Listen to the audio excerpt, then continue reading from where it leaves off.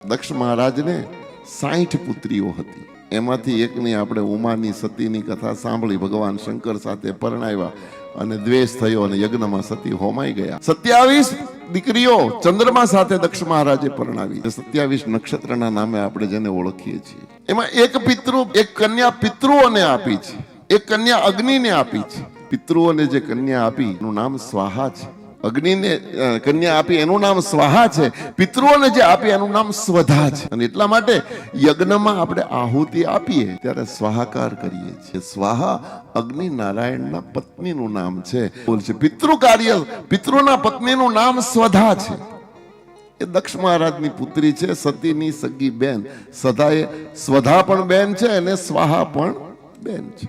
એ પિતૃ નારાયણને જે સ્વધા નામની કન્યા આપી હતી એ પિતૃઓની 3 યોની શાસ્ત્રમાં બતાવી છે: અર્યમા, સોમપા અને બર્હિષદ.